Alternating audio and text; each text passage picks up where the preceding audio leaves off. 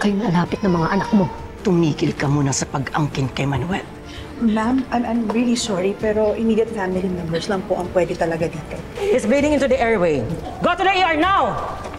Tay! Diyan na! Tay! Diyan kayo!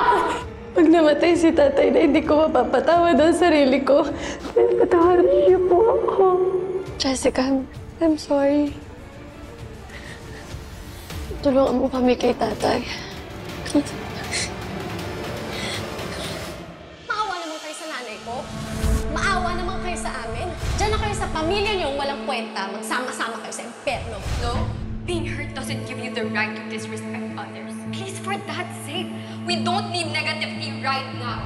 I don't care about him that. Kaya pala may something sa'yo. May pa-Jane-Jane pa kayong nalalaman. Ate Andrea, sorry. Huwag mo akong ate-ate. Di kita kapatid. O kailan pa sila nandito? Kailan? Colin! Nung isang linggo pa, ate. Ay, napakawalang hiya niyo naman pala talaga! Ate Andrea, huwag mo nang pagalitan si Ate Colin. Sabi ng huwag mo kung tatawaging ate, huwag kang nakikialam dito kasi hindi ka namin kaano-ano. Hugasan mo itong mga pinggan. Ate Didong, ito po. Ako na. Sorry.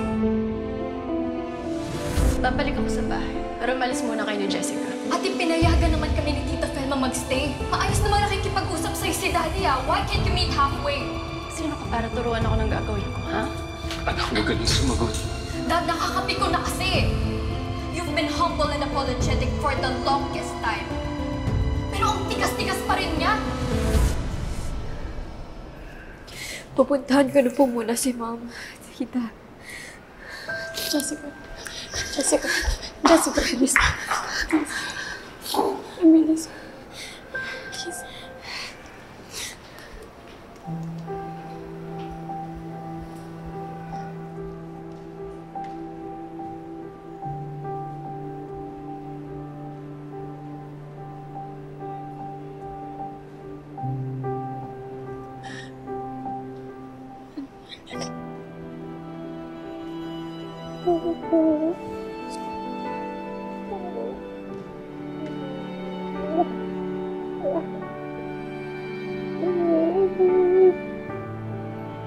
Nanganganib ang buhay ni Manuel, Miles.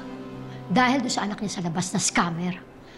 Kung tutuusin, dapat managot yung babae yun sa nangyari kay Manuel. Come on, Hazel. Nobody wanted this to happen. Look, yung Andrea na yon, biktima lang din nung lending company. Pati yung kaibigan niya o boyfriend ba niya yun? Ano lang yun, nadamay lang. Hindi siya biktima. Kasalanan ko ba kung tatanga-tanga siya? Kung nauto siya ng easy money na yon, at wala akong pakialam doon sa lalaki niya. Ang importante lang sa akin ngayon, si Manuel. Mas,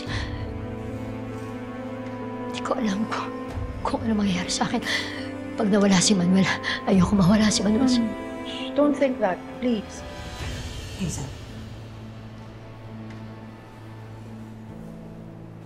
Anong ginagawa niyo dito? Hindi pa ba malinaw sa inyo?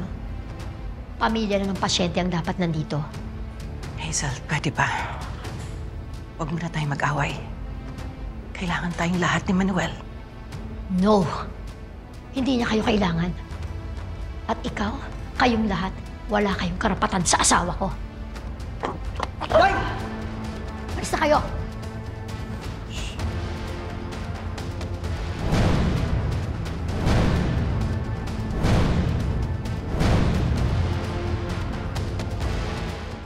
Ba't kayo nanunulak? Gusto niya? Pakaladkad ko kayo sa guard? Jessica, call the guard. Come on. Tumalma ka nga dyan, Hazel. I'm sorry, Miles. Ang kapal lang talaga ng mukha ng mga to. Family waiting area ito. Wala kang karapatan. Pagtabuyan kami. Family waiting area. Narinig mo ba yung sinabi mo? Pamilya. Sino ba ang totoong pamilya? Sino ang totoong Cruz? Pamilya rin kami ni Manuel. Hindi. Kami lang. Kami lang ni Jessica ang totoong pamilya. Ang legal na pamilya. At kayo, pamilya sa labas. Mga anak din kami ni tatay. Bit-bit namin ang apelido niya. May karapatan din kami sa kanya. Mga bastardong anak na itinakwil ang ama nila. Di ba kayo nagigilty? Ha? Lalong-lalo ka na. Nanganganib ang buhay ni Manuel nang dahil sa'yo.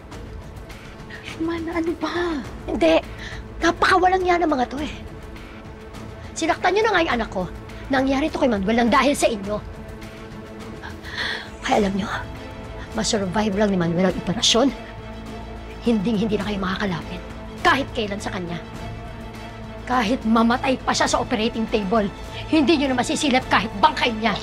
Demonyo ka! Kahit anong harang mo sa amin, di mo kami mapipigilan! Ano ba? Ano ka? Sandali nga! Nasa ospital tayo, ano ba? May mga pasyente rin kami. Show some respect. Guard! Ma'am, sir, tama na po. Pakilang, please. Pasuyo na lang po, ma'am. Pasuyo, sir. Labas na lang po tayo.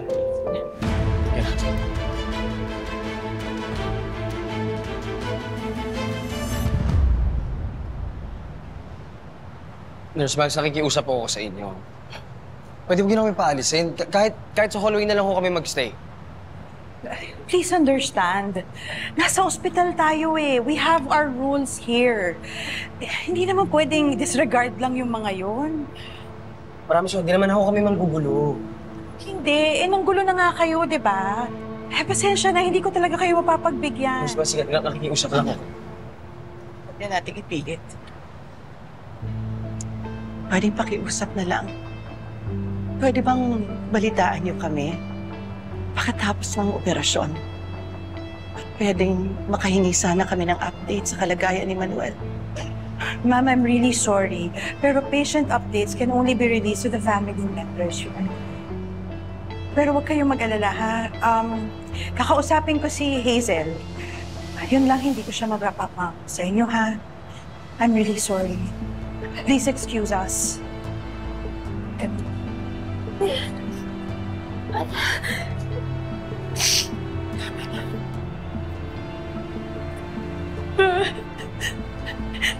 Sorry, Nay. Kasalanan ko. Sorry. Ano sis? Napalayas mo na sila? Alam mo, Hazel, what you did back there, it's so unbecoming of a senior nurse of Southcrest Premier Hospital. Miles, alam mo yung kwento ng buhay ko?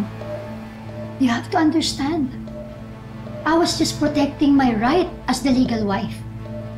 Kami ng anak ko may karapatan kay Manuel, hindi yung pamilya sa labas na yun. Oo. Ikaw legal na asawa, may karapatan kayo, oo. Pero huwag mo namang kalimutan. Nurse ka rin dito sa ospital na to eh. Ikaw ang representante ng ospital kahit hindi ka naka-duty. Ano ba dapat ang ginawa ko? In-entertain sila? In-assist pa sila? Nakipag-close pa ako dapat sa kanila? Hindi. Dapat hindi mo pinatulan. You should have let me handle it. I'm sorry. Pero na-trigger ako, Miles. Nakita mo naman, di ba? Sila nagsimula. Sila ang unang sumugod sa akin. Oo, na pwede mo naman sanang iniwasan, di ba? Pambihira naman, Hazel. You shouldn't let your personal issues go above your profession. Not in this hospital, not on my watch. Look, please don't take this against me, okay? Tayo magkaibigan, oo. Naiintindihan kita, oo. Pero sa ospital na to, ako ang boss mo. Matuto ka namang rumispeto. Sumunod ka. Sana naman maging warning na to sa'yo. Ayoko na mauulit pa to, ha?